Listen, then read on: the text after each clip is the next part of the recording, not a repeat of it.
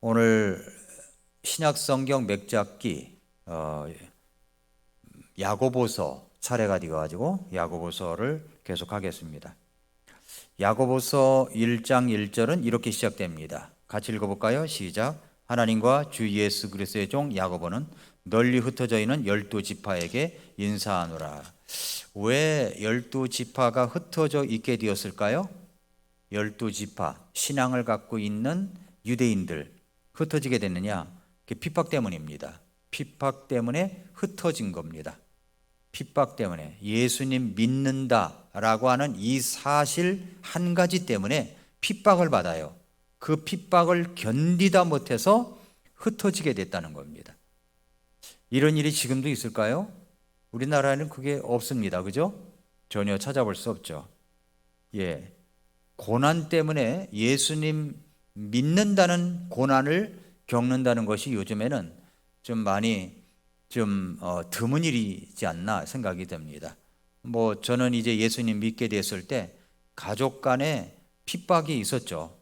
근데 신앙이 어떤 때 가장 많이 성장하냐면 그럴 때 많이 성장합니다. 핍박을 받을 때, 예수님 믿는다는 것 때문에 핍박을 받을 때, 예수님 믿는 것 때문에 고난을 받을 때 사실 성장이 많이 이루어집니다. 여러분이 이제 성경 수요일 설교 노트에 보면은 거기에 야고보서 개요가 되어 있습니다. 야고보서 개요 1장 1절부터 18절까지는 믿음의 시험, 1장 19절부터 5장 6절까지는 믿음의 특성, 5장 7절부터 20절까지는 믿음의 승리에 대해서 이야기를 합니다. 그리고 구성은 어떻게 되어 있고 주제는 무엇이며 장소는 예루살렘으로 추정이 되고 연대는 주후 46년부터 49년까지다 이렇게 되어 있습니다. 이것을 계열을 보고 야고보서를 보면은 야고보서 말씀이 많은 이제 유익함을 가져다 줄 수 있습니다. 근데 로마서는 우리가 구원받을 때 믿음으로 이제 구원받는다고 말씀합니다. 그런데 야고보서는 뭐냐면 우리가 구원은 행함으로 증명되어져야 된다고 이야기하는 겁니다. 행함으로 증명되어져야 된다. 자, 오늘날처럼 행함이 없는 믿음의 허세에 대해서 고발을 당하고 있는 시대가 또 있을까요? 믿음이 있노라 하고 행함이 없는 거예요. 물론 구원은 행함으로 받는 건 아닙니다. 행함으로 받는 건 아니에요. 행위 구원은 있을 수 없습니다. 믿음으로 구원받아요. 그런데 로마서는 그 믿음으로 구원받는다는 것을 이야기하는 거고 야고보서는 믿음으로 구원받지만 구원받은 사람에게는 반드시 행위가 나타난다. 변화가 나타난다. 그것을 강조하는 겁니다. 행함으로 구원받는 건 아니에요. 그러나 행함은 구원받으면 이게 나타난다. 이것을 강조해서 말씀하고 있는 것이 바로 야고보서입니다. 야고보서에서 제일 많이 등장하는 단어 중에 하나가 뭐냐면 완전이라는 말입니다. 완전. 야고보서 1장 4절에 그랬죠? 오직 인내를 완전히 이루라. 완전히 이루라. 이것은 너희가 완전하고 완벽하여 아무것도 부족함이 없게 하려 함이라. 여기 완전하고 할 때 완전히라는 말은 이 완전이라는 말이 5번 정도 나와요. 완전이라는 말은 영어로는 퍼펙트죠. 완전한, 어른 성령의 뜻을 갖고 있습니다. 완전하고 완벽하여, 완전하고 완벽하여. 완벽이란 말은 모든 부분에 있어서 완전한, 부족한 부분이 없는 그런 뜻을 갖고 있습니다. 그러니까 완전과 완벽을 다른 말로 이야기하면 뭐냐면 그것이 바로 성숙이라는 말입니다. 완전하고 완벽한 모습, 이것은 성숙이라는 말이에요. 자기를 돌아볼 줄 모르고 자기에 대해서 비판할 줄 모르는 사람은 자기가 썩어가는데도 썩어가는 줄 모르는 겁니다. 뒤늦게 자기의 부패를 발견하고 너무 늦어버린 자신을 발견하고 크게 후회를 하곤 합니다. 이런 비극을 예방하기 위해서 우리는 말씀을 통해서 우리 자신을 돌아볼 줄 알아야 됩니다. 돌아볼 줄 알아야 돼요. 그리고 이 권면의 말씀을 받아들일 줄 알아야 됩니다. 말씀을 통해서 나를 성숙하게 원하시는 우리 주님을 만나야 되는 거죠. 말씀을 통해서 주님을 만나는 법을 자주 익혀야 되는 겁니다. 자, 좀 대강 야고보서가 어떤 책이냐 하는 것을 좀 살펴본다면 기자가 누굽니까? 기자? 야고보서를 기록한 기자가 누구예요? 야고보죠. 야고보. 하나님과 주 예수 그리스도의 종 야고보는 그랬죠. 야고보죠, 야고보. 이 편지를 쓰고 있는 사람은 야고보입니다. 야고보. 그래서 성경에는 야고보라고 하니까 이 사복음서 읽어보면은 야고보가 많이 나오거든요. 야고보가 4명이 나와요, 4명. 이거 도대체 어떤 야고보냐? 이것이 이제 궁금해지기도 하는 겁니다. 어떤 야고보냐? 보통 이제 이 야고보서를 기록한 사람이 누구냐면은 잘 알려진 사람입니다. 야고보가 수신자들이 그 야고보는 할 때 그 야고보 이름만 들어도 알 수 있을 것이라고 생각하여 자신을 소개하고 있는 겁니다. 여기에 있는 사람이 예수 그리스도의 종 야고보는 이러면 누군지를 아는 거예요. 야고보가 많아도 누군지를 아는 겁니다. 그리고 그의 겸손함이 잘 드러나 있습니다. 뭐라고 얘기했어요? 자신을 예수 그리스도를 따르는 종이다라고 이야기를 하고 있습니다. 그렇다면 야고보가 누구냐는 거죠. 야고보는 4사람이 나와요. 세베대의 아들 요한의 형제 야고보가 나오고, 또 알페오의 아들 야고보, 유다의 아버지 야고보, 주님의 형제 야고보. 자, 마태복음 4장 21절에 보면은 세베대의 아들이며 요한의 형제인 야고보가 나옵니다. 마태복음 4장 21절에 그분께서 거기서 더 가시다가 다른 2 형제 곧 세베대의 아들 야고보와 그의 형제 요한이 자기들의 아버지 세베대와 함께 배 안에서 자기들의 그물들을 고치고 있는 것을 보시고 그들을 부르셨다라고 하죠.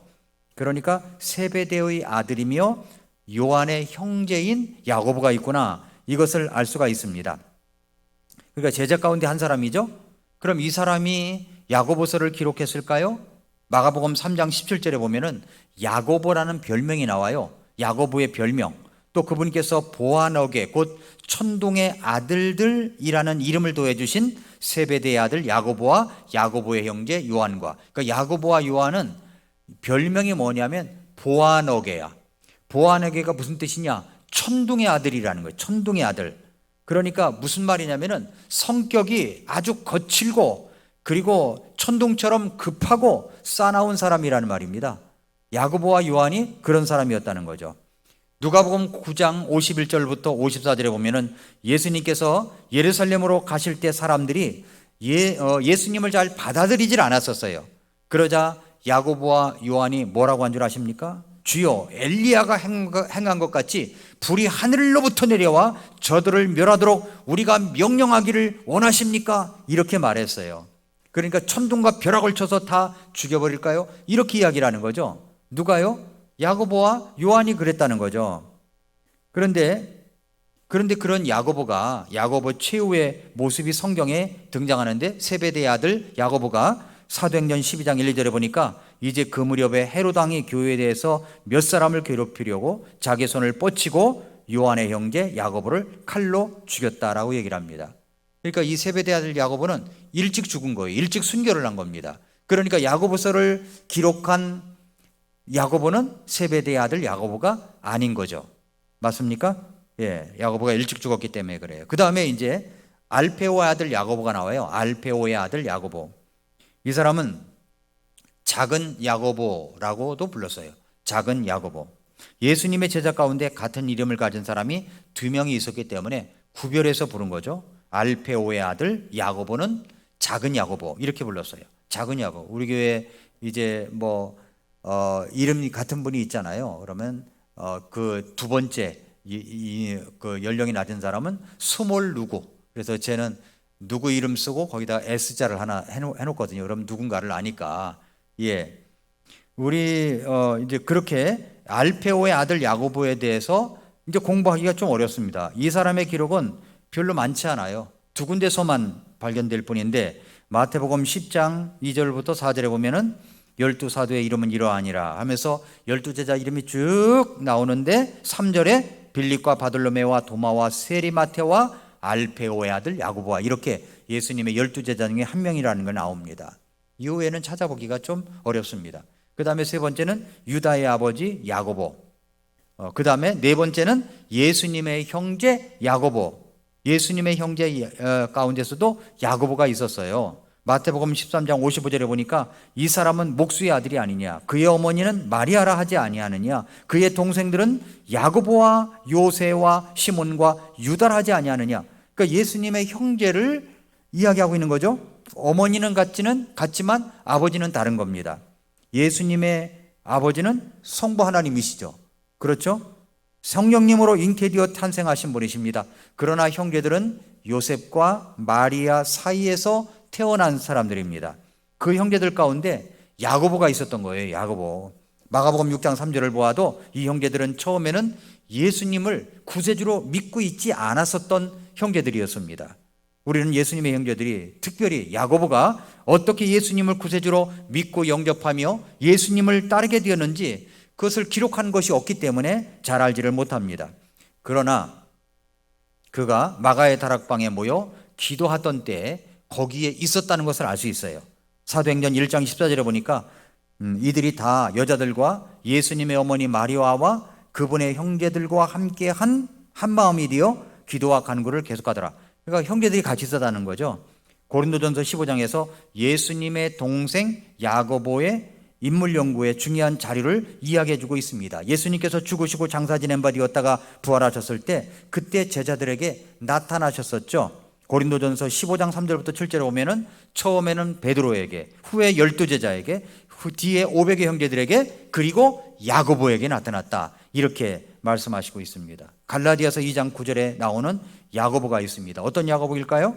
또 기둥같이 여겨지던 야고보와 게바와 요한은, 야고보와 게바와 요한은 내게 주신 은혜를 깨닫고 나와 바나바에게 오른손을 내밀어 교제를 청하였으니 이것은 우리는 이교도들에게로 가고 그들은 할례자들에게로 가고자 함이라. 문맥상 이 야고보는 순교를 당한 야고보일 수가 없죠. 그렇죠? 또한 알페오 아들 야고보를 말할 수 있는 가능성도 희박합니다. 그렇다면 이 가능성은 예수님의 동생 야고보라는 거예요. 예수님의 동생 야고보. 이 야고보와 게바와 요한은 트리오로 이야기하고 있어요. 그런데 순서를 보면 야고보가 제일 먼저 나오죠. 야고보가 제일 먼저 나와요. 제일 나중에 믿은 사람입니다. 제일 나중에 믿은 사람인데 이 사람이 제일 늦게 믿었지만 예수님을 따르고 복음을 전하는 데 있어서는 제일 먼저 앞장섰던 사람이 바로 예수님의 형제, 예수님의 동생 야고보였다라고 하는 것이 이제 추측입니다. 사도행전 15장에는 그 중요한 지도자적 위치를 이야기하고 있어요.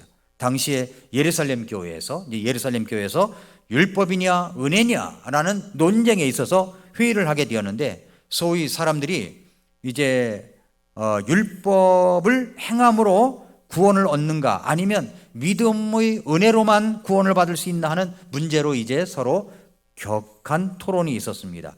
이 이후에서 먼저 베드로가 발언합니다. 그리고 바나바와 바울이 이야기를 합니다. 그리고 맨 나중으로 야고보가 이야기하는 거예요. 맨 나중에 베드로가 발언하고 바나바와 바울이 이야기하고 그 다음에 맨 나중에 야고보가 이야기합니다. 사도행전 15장을 한번 열어보세요. 15장 12절부터 13절. 사도행전 15장 12절부터 13절.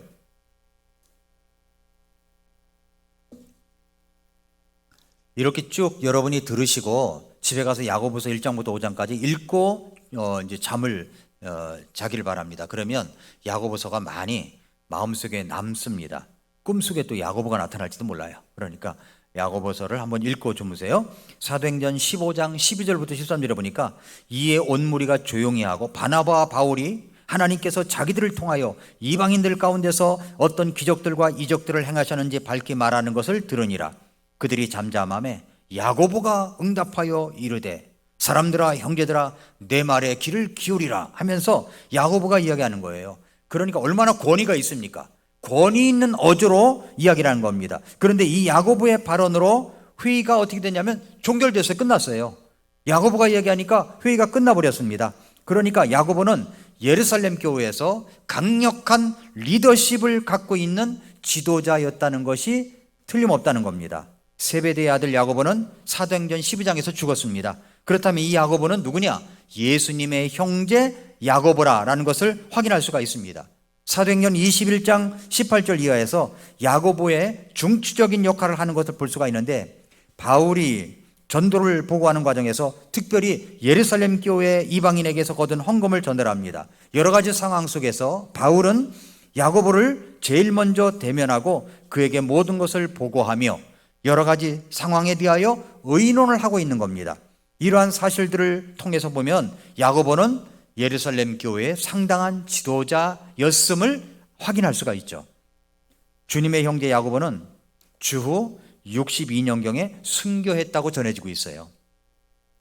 그렇기 때문에 야고보서는 62년 전에 기록했을 것이라는 겁니다. 야고보서를 기록한 야고보가 누구냐? 바로 예수님의 형제 야고보였다는 것을 생각할 수 있습니다. 아마 주후 45년부터 50년 사이라고 보고 있습니다. 그렇다면 야고보서는 신약성경 가운데 사실 제일 먼저 기록된 책이 되는 겁니다.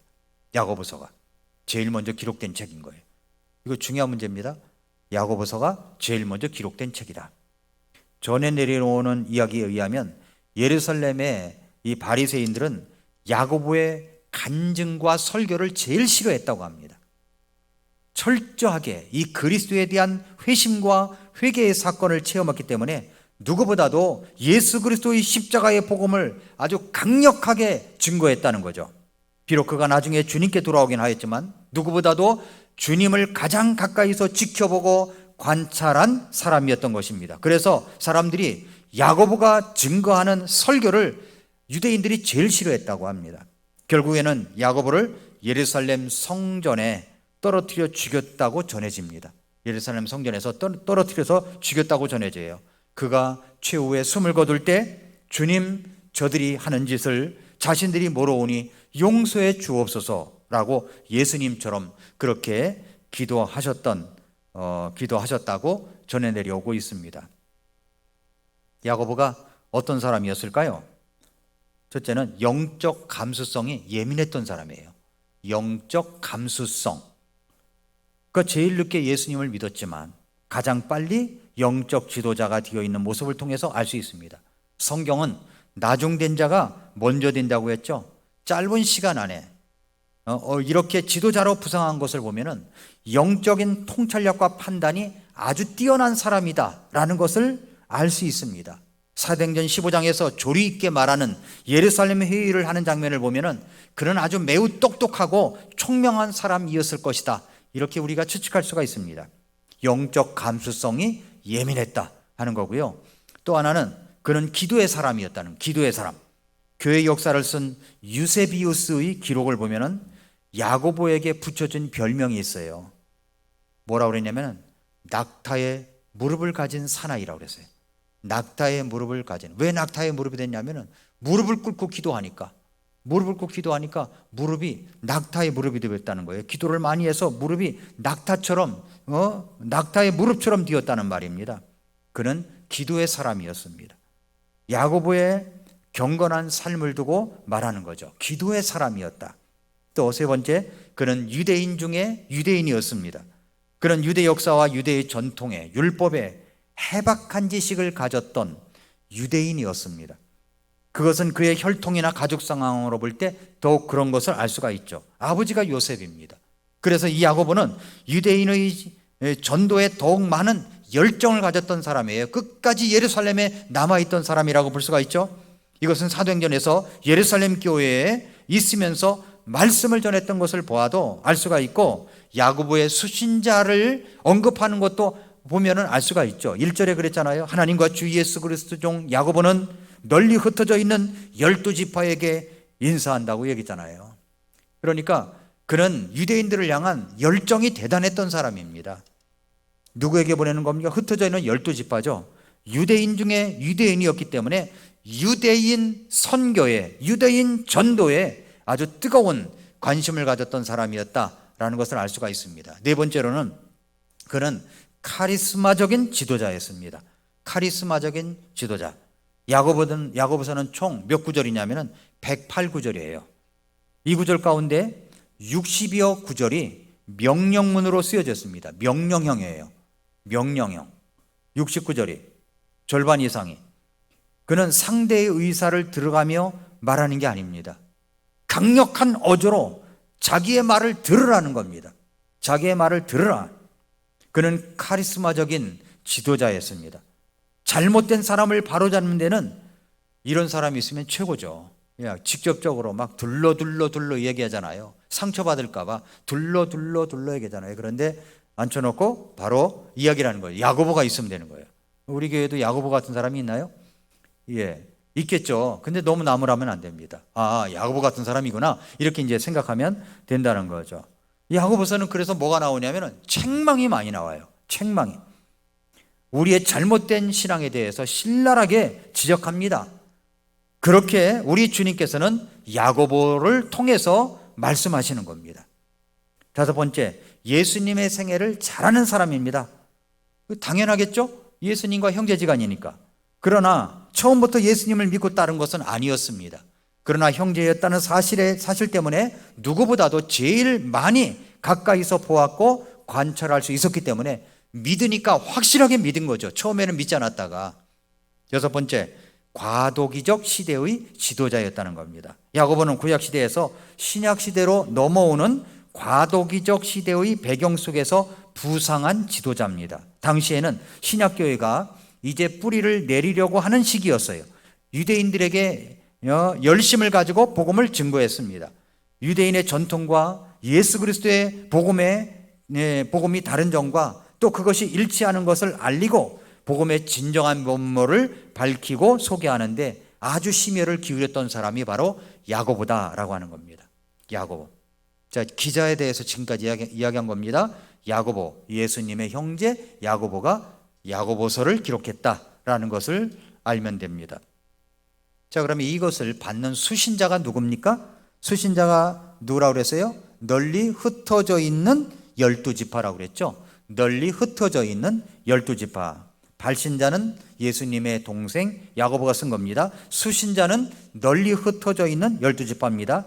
그냥 유대인이라고 하지 않고 흩어져 있는 12지파라고 했습니다. 다시 말해서 팔레스타인 지역을 벗어나 흩어져 있는 12지파를 말합니다. 이렇게 12지파라고 부르는 이유는 국가를 형성하기 이전이기 때문에 12지파라 해야 하나의 연합체적인 성격을 띠고 있기 때문에 12지파라고 한 겁니다. 그렇기 때문에 유대인이라는 말보다는 12지파라고 불리워지는 것이 그들에게는 귀에도 익숙해져 있었다는 겁니다. 익숙한 이름으로 부른 거죠. 야고보 자신이 유대인이기 때문에 그는 유대인을 전도하는데 관심이 많았던 사람입니다. 흩어져 있는 그랬잖아요. 사도행전 1장 8절 말씀처럼 땅의 맨 끝지역까지 복음을 전하려면 흩어져야 됩니다. 그래서 8장 1절에 보면은 흩어졌잖아요. 핍박이 나가지고 구원받은 유대인들이 쉽게 흩어지지 않았는데 8장 1절에 우리 주님께서 그들에게 핍박하도록 내버려 두셨기 때문에 전 지역으로 이제 흩어지게 된 겁니다. 우리는 흩어졌다 모이고 모였다 흩어집니다. 그래서 모이면 기도하고 교제를 해야 되고 흩어지면 뭐 해야 돼요? 전도를 해야 되는 거죠. 오늘 우리 기도에 나와 있는 것처럼 이런 교회가 성숙한 교회인 겁니다. 성숙한 교회. 그저 끼리끼리 모여서 교제만 하다가 그렇게 지내면 성숙함이 없는 거예요. 모이면 기도하고 같이 교제하고 흩어지면 나가서 여러분이 전도하고 구령하고 양육하고 정착시키는 일에 해야 된다는 거죠. 이것은 이제 수신자에 대해서 이야기를 했습니다. 그러면 이제 야고보서를 기록한 목적이 뭐냐 하는 거죠. 목적이 뭐냐? 첫째는 개인의 경건한 삶을 다루기 위해서 쓴 겁니다. 경건한 삶. 야고보서에서 강조하는 것은 완전함과 완벽함이잖아요. 완전함과 완벽함. 다시 말해서 그것은 성숙을 말하는 겁니다. 그 성숙시키려고 하는 의도가 있는 거죠. 목적이 그겁니다. 어른으로서의 모습을 보이기 원하십니까? 그렇다면 우리가 야고보서를 공부해야 돼요. 야고보서를 읽어봐야 돼요. 좀 더 성숙해지려면. 그 다음에 참는 문제에 대해서 다루고 있어요. 참는 문제, 인내에 대해서. 이게 1장의 이야기입니다. 1장. 인내하는 것에 대해서 가르쳐 주시고 있어요. 인내가 뭐냐? 우리는 참지 못하기 때문에, 인내하지 못하기 때문에 이를 그르치는 일이 얼마나 많습니까? 얼마나 많아요. 오늘 어떤 운전자에 대해서 재판 결과가 신문에 금방 이제 나온 걸 봤습니다. 어떤 운전자냐면은 이 소나타를 몰고 가는 운전자가 있었는데 트럭이 자기 앞을 갖다가 이렇게 앞지르기를 했다는 거예요. 고속도로에서. 그럴 수 있잖아요. 그럴 수 있잖아요. 앞지르기 하면은. 이게 트럭이 운전하면 저분이 우리 교회 어떤 성도님인가 보다 이렇게 생각하면은 아무 문제가 없거든요. 아무 문제가 없어요. 앞지르기 했어요. 그러니까 이 운전자가 이제 화가 난 거야. 화가 나가지고 자기가 딱 해서 앞질러 가가지고 그냥 브레이크를 밟고 17초 동안 서버린 겁니다. 그러니까 이 트럭이 어떻게 했겠어요? 급정거하면서 섰겠죠? 뒤에서 또 추돌해서 한 명이 죽었어요. 한 명이 죽었어요. 그래가지고 재판부에서 뭐라고 그랬냐면은 괘씸하다는 거죠. 왜냐하면 자기 죄를 뉘우치고 후회하는 게 아니라 면허 정지될까 봐 그게 걱정하고 있었다는 거야. 판사가 그걸 언급했어요. 화가 난다고 고속도로에서 17초면은요 엄청나게 오래 서 있는 겁니다. 17초면 차들이 쌩쌩 달리는데 100km로 달리고 있는데 거기에서 쓴다고요? 야, 5년형을 때렸습니다. 5년형. 5년형을. 5년 가지고 될까요? 한 사람이 죽었는데? 한 사람이 죽었는데?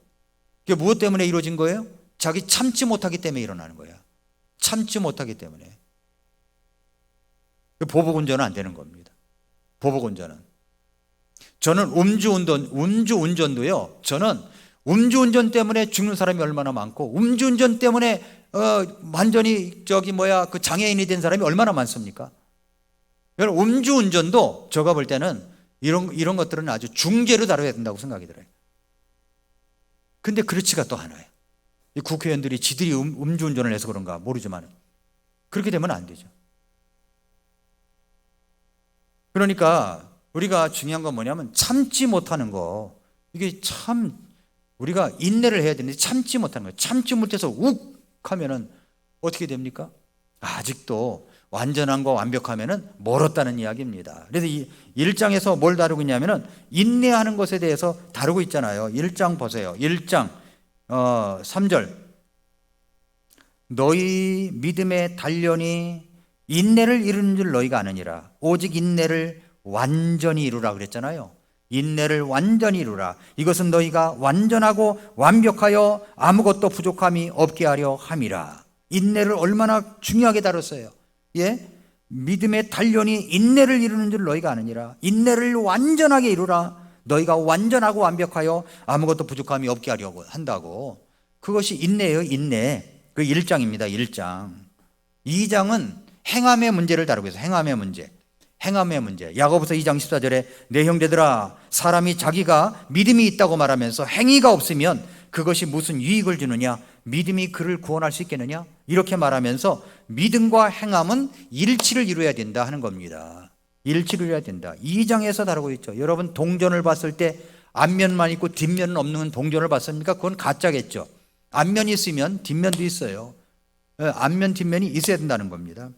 그 다음에 3장은 우리의 언어 생활에 대해서 이야기를 하고 있습니다. 언어 생활. 어린아이들은 말에 절제가 없죠. 그러나 어른은 절제할 줄 압니다. 근데 어른이 되었는데도 불구하고 말을 함부로 하는 사람들이 있었어요. 지난 주일날 우리 아이들과 함께 이제 우리 이유진 형제님이 이제 게임을 이제 인도를 했어요. 그랬더니 초성화 그리기. 자기가 그려주는 게 아니라 옆 사람이 이제 그려주는 거야. 그래가지고 그려주는데 그럼 좀 예쁘게 그려줘야 되잖아요. 애들은 애들이라 아주 이상하게 그려놓은 거야. 그래가지고 승훈이가 자기 얼굴이 아닌데 자기를 이렇게 그려놨다고 화가 난 거예요. 화가 나서. 그 옆에서 제가 달래요. 이게 너가 아니야.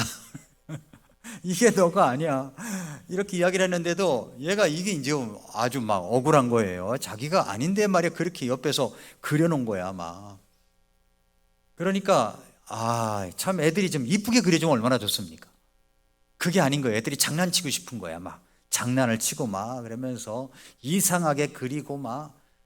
그게 애들이지, 애들. 그렇죠? 근데 애들 같은 어른이 있다니까요. 그 상대방에 대해서 좋게 이야기해주면 얼마나 좋습니까? 그런데 좋게 이야기를 안 해요. 그냥 뭐 잘못된 것을 드러내고 막 이리 삐뚤 저리 삐뚤 생겼다고 이야기를 하고 그런다는 거죠. 그런 문제를 3장에서 이야기하는 겁니다. 또 말투. 언어는 절제할 줄 아는 거예요. 그래서 언어는 혀의 절제에 달렸다는 겁니다. 3장에서 다루고 있는 거예요. 4장은 싸움과 시기의 문제를 다룹니다. 싸움과 시기. 왜 싸웁니까? 시기와 질투심 때문에 싸우는 거죠. 싸움의 배경은 시기하기 때문에, 질투심 때문에 그런 겁니다. 그런데 그 문제를 누가 다뤄요? 야고보서가 지금 다루고 있는 거예요. 야고보서가 이 문제를 4장에서 다루고 있고 5장은 물질적인 문제를 다루고 있습니다. 우리가 돈을 어떻게 버느냐도 중요하지만은 어떻게 쓰느냐는 더 중요한 겁니다. 어떻게 쓰느냐. 영적으로 성숙한 사람은 어떤 사람입니까? 영적인 성숙함은 영적 지식이 많다거나 성경을 많이 알고 있다고 성숙한 것이 결코 아닙니다. 그 들은 말씀, 알고 있는 말씀을 어떻게 실천하고 있느냐에 따라 성숙함이 달라지는 것입니다. 영적 성숙함은요, 인격적 척도로 나타납니다. 야고보서는 이 문제를 다루는 거예요. 이 문제, 물질을 어떻게 쓰느냐 하는 겁니다. 물질을 어떻게 쓰느냐. 그 다음에 병들었을 때의 문제를 5장에도 다룹니다. 병들었을 때의 문제, 어떤 육체의 병이 들었을 때 그것을 다루는 것을 보면은 성숙함이 달라지는 겁니다. 이것이 바로 이제 야고보서에 다룰 내용들입니다. 오늘 저녁 가서 읽으시면 다 들어오겠죠. 예, 꼭 읽어야 됩니다. 왜냐하면 이게 몇 날 지나가면요 다 잊어버려요. 그래서 그 에빙하우스의 망각의 법칙이 있잖아요. 망각의 법칙을 역으로 해가지고 1124 법칙이 있어요. 1124. 1124는 뭐냐면은 내가 한 말씀을 이제 그 1일 뒤에 읽고 1주 뒤에 읽고 2주 뒤에 읽고 4주 뒤에 기억하면 이제 완벽하게 기억할 수 있다는 겁니다. 1124. 1124. 그러니까 오늘 아예 뭐 일이 아니라 오늘 저녁에 한번 이제 주무시기 전에 읽고 주무시기 바랍니다. 자, 1절은 뭐냐면 인사말입니다. 발신자 야고보가 누굽니까? 예수님의 동생이라고 했죠. 그런데도 불구하고 그는 자신을 누구라고 소개해요? 예수 그리스도의 종 야고보다 그랬잖아요. 나 예수님 동생이야. 예수님의 동생 야고보는 이렇게 말하지 않았어요. 뭐라고 했습니까? 예수 그리스도의 종이라고 했습니다. 종. 자신을 종이라고 설명하면서 고백하고 있는 모습이 참으로 인상적입니다. 여기서 종, 들루스라는 이 단어의 개념은 철저하게 자유가 없고 어떤 한 인격에 매여져 충성과 순종을 들을 수밖에 없는 그런 사람을 말하는 겁니다. 종이라는 말이. 이것은 그가 그리스도를 개인적으로 영접해서 구원받고 나서 변화를 가졌으며 인격적으로 주님을 만났기 때문에 그렇게 고백하는 거죠. 나는 예수 그리스도의 종이야. 여러분은 예수님을 만남으로 다른 사람에게 자신을 소개할 때 무엇이라고 소개할 수가 있습니까? 2절 이하에 나오는 말씀을 보면은 흩어져 있는 12지파가 말할 수 없는 박해와 고난에 직면한 모습들이 나타나 있습니다. 어떤 위기 속에서 그들은 어떻게 행동해야 하며 어떻게 살아야 하는가를 권면하는 야고보를 통한 성령님의 교훈을 가르쳐주고 있는 것을 볼 수가 있습니다. 여기서 나오는 단어가 4단어가 나와요. 4단어. 2절에 보면은 여기라라는 단어가 이거 표시해 두세요. 여기라. 3절에 보면은 아느니라. 그리고 4절에는 이루라. 그리고 5절에는 구하라. 그래서 야고보서는 시련을 당하는 12지파야 흩어져 있는 유대 그리스도인들에게 보내는 편지인데 그 시련을 당하고 있는, 핍박을 당하고 있는 그들에게 시련의 목적이 무엇인가를 가르쳐주고 있습니다. 그래서 우리 전체를 다 다루기 없기 때문에 다루기가 힘들기 때문에 그 시련의 목적이 무엇인가만 오늘 다루도록 하겠습니다. 하나님은 때때로 우리에게 시련을 주십니다. 왜 시련을 주시는 것입니까? 시련을 주시는 이유가 있어요. 그 4가지 단어예요. 첫째로 여기라는 겁니다. 여기라. 뭘 여겨야 돼요? 2절에 내 형제들아 너희가 여러 가지 시험에 빠질 때 그것을 다 기쁨으로 여기라는 거예요. 기쁨으로 여기라. 기쁘게 여기라. 자, 시험을 환영하는 태도를 이야기하고 있죠. 어떻게 해요? 기쁨으로. 시험이 오면 기쁨으로, 시련이 오면 기쁨으로 여기라는 겁니다. 여러분, 반가운 사람이 찾아왔을 때 어떻게 합니까? 막 뛰어나가서 막 소리 지르죠. 반가워하고 너무 반갑다고 그러잖아요. 너무 반가운 사람이 왔는데 그냥 실컷 쳐다보는, 반가워 뭐 이렇게 끝납니까? 그게 아니잖아요.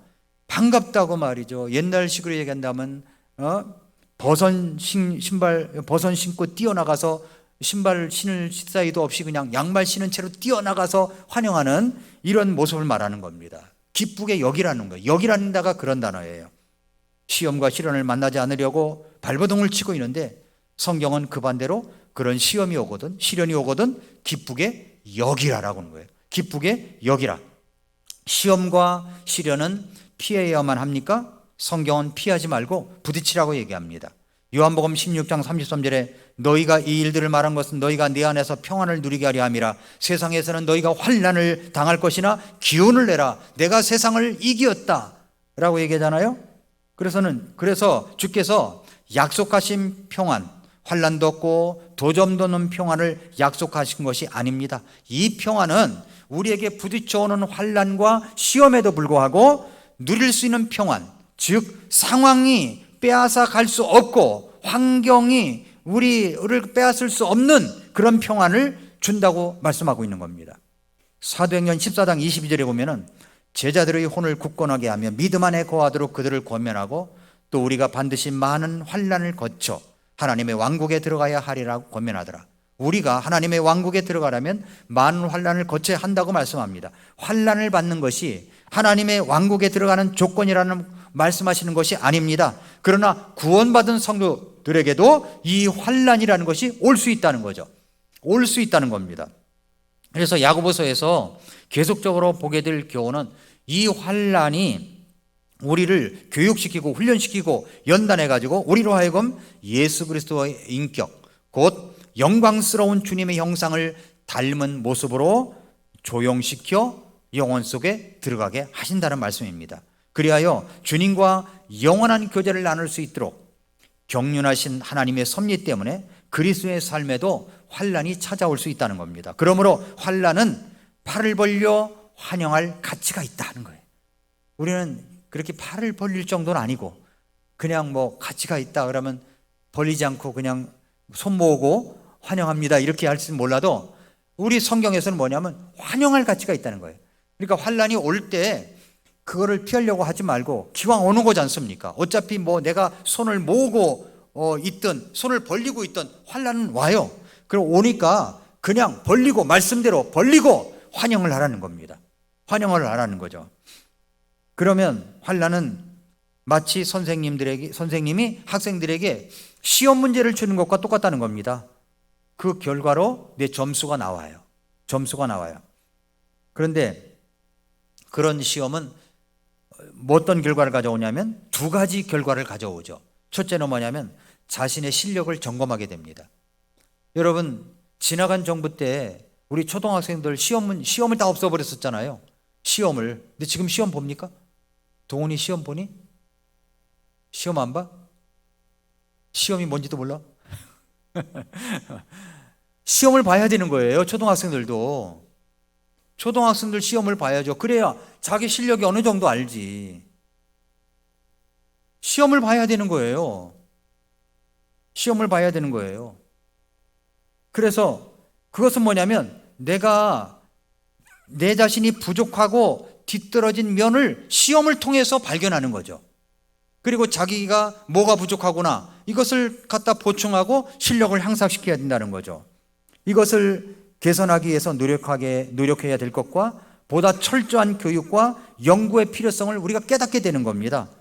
그리고 시험이 끝난 다음에는 한층 더 높은 차원으로 향상된 자신의 실력을 알아보게 될 것입니다.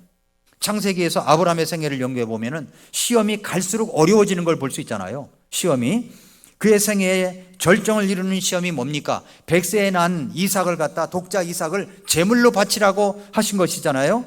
그런데 창세기 22장 1절에 보면은 이 일들 뒤에라는 말이 나와요. 이 일들 뒤에. 이 시험은 아브라함이 전에 경험했던 여러 가지 종류의 작은 시험과 환난을 통과한 연후에 주어졌다는 겁니다. 학교에서 시험을 볼 때 그 수준에 맞는 시험을 줍니다. 하나님께서도 이와 같습니다. 아브라함이 넘어지기도 했어요. 또 일어나서 전진했습니다. 아브라함은 시험에 통과했습니다. 그리고 마침내 그의 아름다운 인격은 주님 앞에 서게 되는 거죠. 이런 목적 때문에 시험을 준다는 겁니다. 그래서 시험이 있다는 거죠. 그래서 내 실력을 점검하게 되는 거고 또 시험을 치르는 목적이 뭐냐면 이 시험을 통해서 시련을 통해서 다른 상황보다 구체적으로 하나님의 임재를 체험하게 된다는 겁니다. 언제 하나님의 임재를 체험해요? 내가 어려울 때 하나님의 임재를 체험하죠. 내가 고통 가운데 있을 때 하나님의 임재를 체험하죠. 내가 하나님 앞에 간절히 눈물을 흘리며 기도할 때 하나님의 임재를 체험하게 되는 겁니다. 환경이 숭탄할 때에는 하나님의 손길이 현저하게 체험이 안 됩니다. 역경과 아픔 속에서 우리는 하나님의 자비로운 손길을 체험할 수가 있습니다. 오늘 야고보서 1장 2절에 여러 가지 시험을 만날 때 그랬죠. 여러 가지라고 그랬어요. 여러 가지 색깔이라는 거예요. 여러 가지 색깔. 그러니까 내 자신을 빛낼 도구라고 하는 것이 한 가지만 있는 것이 아니라 여러 가지가 있다는 거예요. 여러 가지 시험, 이런 시험 저런 시험, 뭐 생각지도 못했던 시험이 나올 수도 있다는 거죠. 그 재료가 바로 시험입니다. 시험. 나는 나를 만드시는 작품의 손길은 아직 끝나지 않았어요. 시험을 받는 도중에 체념해버리는 것은 위대한 작품을 만들려고 일에 착수했던 어떤 사람이 중도의 그 일을 포기하는 것과 같은 겁니다. 아직 우리를 향하신 하나님의 경륜은 끝나지 않았어요. 내 작품을 완성시킬 시간은 아직 끝나지 않았습니다. 기다려야 됩니다. 내 형제들아, 너희가 여러 가지 시험에 빠질 때 그것을 다 기쁨으로 여기라. 여기라는 말은 평가라는 말이에요. 여기라는 말은 평가라는 말이에요. 굉장한 가치를 지닌 놀라운 것으로 평가라는 말입니다. 뭘? 시험을 그렇게 여기라는 말이죠. 여러분은 시험이 찾아올 때 어떤 자세로 이 시험을 평가하십니까? 욥기 23장 10절에서 그러나 내가 가는 길을 그분께서 아시나니 그분께서 나를 단련하신 뒤에, 시험이죠. 단련하신 뒤에는 내가 금같이 나오리라. 금같이 나오리라. 요즘 금값이 최고랍니다. 예, 한 돈에 40만 원이 넘는데요. 예, 그 금값이 최고래요, 최고. 그러니까 뭐같이 나와요? 금같이 나온대요. 어떻게 할 때? 단련하면 금같이 나온대요, 금같이. 욥은 이 말을 어떤 환경 속에서 하고 있습니까? 말로 표현할 수 없는 고통과 고난을 당하는 현장에서 하는 말이 이 말이에요, 이 말. 그가 당하는 고통을 비웃고 놀려대는 친구들에게 그들의 철학적인 궤변과 변론 앞에서 욥은 주님이 이 시험을 통해서 나를 어떻게 만들기를 원하십니까? 기도하고 나를 금같이 만들려는구나, 그렇게 생각한 거죠. 그래서 여기라는 겁니다. 뭐를? 시험을 좋게 평가하라는 거예요. 금같이 나올 거야, 내가. 금같이 나올 거야. 최고의 가치가 된. 예. 그 다음에 두 번째 단어가 뭐라고 그랬어요? 아느니라. 3절을 보면은 너희 믿음의 단련이 인내를 이루는 줄 너희가 어떤다고요? 아느니라. 안다는 거죠. 믿음의 시련은 반드시 인내를 가져온다. 시험은 하나님도 하시고 사탄도 하죠. 그러나 하나님이 주시는 것과 사탄이 하는 것은 다르죠. 하나님이 주시는 시험은 시련이라고 합니다. 시련. 교육적 목적에 의해서 주는 것을 말합니다. 그러니까 최고의 것을 끌어내고 상을 주시기 위함입니다. 그러나 사탄이 주는 시험은 유혹이라고 합니다. 유혹. 파괴가 목적이에요. 최악의 것을 끌어내고 파멸시키는 것이 목적입니다.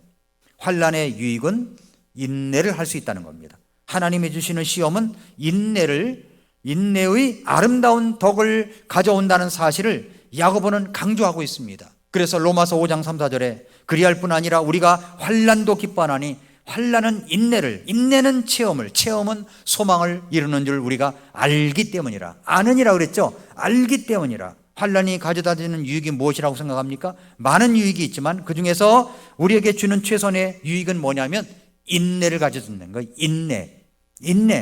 인내는 우리가 닮아야 할 예수 그리스도의 인격의 한 부분입니다. 성령의 열매 가운데 하나가 오래 참음이 있죠. 오래 참음. 성경은 무엇보다도 하나님의 인격을 오래 참으시는 분으로 묘사하고 있습니다. 여기서 인내란 단순히 상황을 어떤 감수하는 수동적인 적용이 아닙니다. 여기에서 인내란 우리 삶의 능동적인 태도를 가르치는 거예요. 능동적인 태도. 이는 우리의 인격의 질을 깊게 형성하게 만든다는 겁니다. 이것을 알라는 거죠. 알라는 거예요. 알아야 됩니다. 세 번째는 이루라는 단어죠. 이루라. 4절에 보니까 오직 인내를 완전히 어떻게 하라고요? 이루라 그러잖아요. 이루라. 이것은 너희가 완전하고 완벽하여 아무것도 부족함이 없게 하려 함이라. 신앙생활이라고 하는 것은 하나님께서 모든 일을 하시는 것이 아니고 또 인간 혼자 다 할 수 있는 것도 아닙니다. 일반적으로 어떤 경우에는 하나님의 주권만 강조하는 경향이 있고 어떤 유형의 신앙 상태에서는 너무나 인간의 책임만을 강조하려는 경향이 있습니다. 그러나 성경은 하나님의 주권에 대한 인간의 책임 있는 응답을 통해서 신앙생활이 형성되어 가고 있음을 분명히 강조합니다. 빌립보서 2장 12절에서 그러므로 내 사랑하는 자들아 너희가 항상 순종한 것 같이 내가 있을 때뿐 아니라 지금 내가 없을 때에도 더욱더 순종하여 두려움과 떨림으로 너희 자신의 구원을 일하여 드러내라 그랬죠. 구원을 이루라는 말이 아니에요. 개혁성경에는 구원을 이루라고 그랬는데 구원을 무슨 이루어 갑니까? 그게 아니라 구원받은 것을 일하여 드러내라는 거죠. 여기서 말하는 구원이라는 말은 성화의 차원, 예수 그리스도 안에서 하나님의 자녀로 구원받은 후의 차원을 말하는 겁니다. 빌립보서 2장 13절에서 자신의 선한 기쁨에 따라 너희 안에서 일하사 원하게도 하시고 행하게도 하시는 분은 하나님이시라고 했고요. 그래서 인내를 통하여 우리는 세 가지를 이룬다고 하셨죠. 오직 인내를 완전히 이루라. 4절에 그랬죠. 이것은 너희가 완전하고 성숙하게 하고, 이 말이에요. 완벽하여 흠이 없고 점이 없는 재물을 드릴 때 쓰는 단어입니다. 우리도 그와 같기를 원하십니다. 하나님께서 희생 업무를 드릴 때 희생물은 점과 흠이 없어야 됩니다. 마찬가지로 하나님께서는 우리에게 점과 흠이 없는 것을 말하는 겁니다. 그 다음에 아무것도 부족함이 없게 하려 함이라. 아무것도 부족함이 없는 인격, 부족함이 없다는 말은 하나님의 표준에 도달할 수 있는 인격을 말합니다. 이 모든 일들을 위하여 하나님은 시련과 인내를 허락하십니다. 요셉을 생각해 보세요. 요셉은 어떤 시험들이 있었죠? 13년간 온갖 시험들이 다 있었어요. 13년간. 모세는 40년 쓰임받기 위하여 80년을 준비한 사람입니다. 80년을 준비한 사람이에요. 우리 주님은 3년간 쓰임받기 위하여 30년간 연단의 시기가 있었습니다. 주님께서 우리를 위해서 행하시는 역사, 이것이 구원의 사역이라면 주님께서 우리 안에서 우리와 함께 일하시는 사역은 성화의 사역입니다. 그리고 주께서 우리를 통해서 이루어내시는 그 사건이 바로 이제 봉사의 삶입니다. 그런데 주님께서 우리를 통하여 일하시고 영광 받으시기 위해서는 먼저 우리 안에서 일하셔야 돼요. 일하셔야 됩니다. 그래서 이루라는 거죠. 그것을 이루라는 거예요. 마지막으로는 구하라입니다. 구하라. 1장 5절 보세요. 자, 그렇게 살아가려고 하는데 잘 못하겠는 거예요. 그러니까 1장 5절, 너희 중에 어떤 사람이 지혜가 부족하거든. 그런 지혜가 없는 거야. 인내를 온전히 이루라고 그랬는데 알라, 여기라, 이루라고 했는데 잘 못하겠는 거예요. 어떻게 해야 됩니까? 지혜가 부족한 거야. 지혜가 부족하거든 모든 사람에게 너그러이 주시고 꾸짖지 아니하시는, 그걸로 주님 저 인내를 온전히 이룰 수가 없겠어요. 잘 못해요. 주님 도와주세요. 그러면 야, 너 왜 그런 것도 못해? 이렇게 야단치지 않는다는 겁니다. 꾸짖지 아니하시는 하나님께 뭐 하라고요? 구하라 그런 거. 구하라. 그러면 그분께서 그것을 그에게 주시리라. 이 말씀 속에서는 두 가지가 강조되죠. 무엇을 구해야 됩니까? 어떻게 구해야 될 것인가? 무엇을 구해야 될 것인가? 어떻게 구해야 될 것인가? 무엇을 구해야 되겠습니까? 대부분의 우리들은 시련을 만날 때 제일 먼저 주여 시련을 물리쳐 주시옵소서, 물리쳐 없애가라는 거죠. 기도를 드리게 됩니다. 그러나 야고보는 이럴 때 지혜를 구하라는 거예요. 지혜를 구하라는 거죠. 우리는 야고보에게 배워야 됩니다. 지혜란 말은 지식과 달라요. 지식은 분석적이지만 지혜는 종합적입니다. 그러니까 지혜를 구해야죠. 자, 우리 교회에 당면한 과제가 있습니다. 제가 이렇게 보니까요, 여기에 여러 가지 기기나 물건들 사두고 한 것들이요 엄청나게 많아요. 식당에 앉으면요 천정에 에어컨 저거 어떡하나 이렇게 생각이 들고, 주방기구 저거 어떡하나라는 생각이 들고요. 예배당에도 맞죠. 이거 음향기기 이거 지난번에 또 다시 수리한다고 다시 한 거잖아요. 이런 것들 생각하면은 그냥 가만히 있을 수 없나? 그냥 있으면 안 되나? 이런 생각 들 때도 사실이 있어요. 근데 그걸 없애달라고, 마음을 돌이켜달라고, 여기에 건축하지 못하게 해달라고 이렇게 기도해야 됩니까? 아니잖아요. 그죠? 우리는 이 땅과 건물을 달라고 얼마나 오랫동안 기도했습니까? 정말 기도 많이 했죠. 그러니까 이런 것이 왔을 때 어떻게 해야 돼요? 지혜를 구해야지. 지혜를. 하나님 지혜를 주세요. 어떻게 하면 좋겠습니까? 도와주세요. 구하라고 그랬잖아요. 꾸짖지 아니하시는 하나님께 구하래요. 구하라고 얘기합니다. 구하라. 구하라. 어떻게 구해야 됩니까? 어떻게 구해야 돼요? 5절에 너희 중에 어떤 사람이 지혜가 부족하거든 모든 사람에게 너그러이 주시고 꾸짖지 아니하시는 하나님께 구하라. 그러면 그분께서 그것을 그에게 주시리라. 6절 그러나 그는 믿음으로 구하고 어떤 일에도 흔들리지 말라. 어떻게 구해야 돼요? 믿음으로 구하라는 겁니다. 믿음으로 구하라는 겁니다. 흔들리는 자는 마치 바람에 밀려 요동하는 바다 물결 같나니 그 사람은 자기가 무엇을 주께 받으리라고 생각하지 말라. 그러고 그랬지 않습니까? 그러므로 믿음으로 구하는 거예요. 그래서 저는 구할 때, 제가 쓸 때 말이죠, 구상을 할 때 어떻게 하냐면은 하나님께서는 모든 차원을 나에게 다 주신다. 너 그럼 어떻게 계획할래? 어떤 것을 가질래? 그렇게 생각하고 저는 그립니다. 그래요. 예배당은 이렇게 했으면 좋겠습니다. 교육관은 이렇게 만들었으면 좋겠습니다. 식당, 카페, 북카페, 라이브러리 이렇게 만들었으면 좋겠습니다. 그리고 기숙사도 있었으면 좋겠어요. 하나님, 로비에는요, 로비 라운지가 있어가지고 킹제임스 성경 전시관을 이렇게 만들었으면 좋겠어요.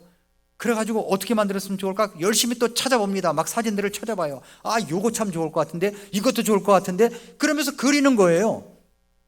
하나님께서 나에게 다 주실 거니까, 너 줄 테니까 한번 그려봐라. 너 그럼 내가 줄게. 어떻게 할래? 어떻게든 잘 모르겠어요. 그냥 주세요. 이게 아니라 하나님, 예배당은 이렇게 이 모양으로 했으면 좋겠습니다. 예. 그리고 또 로비 라운지는 이렇게 됐으면 좋겠습니다.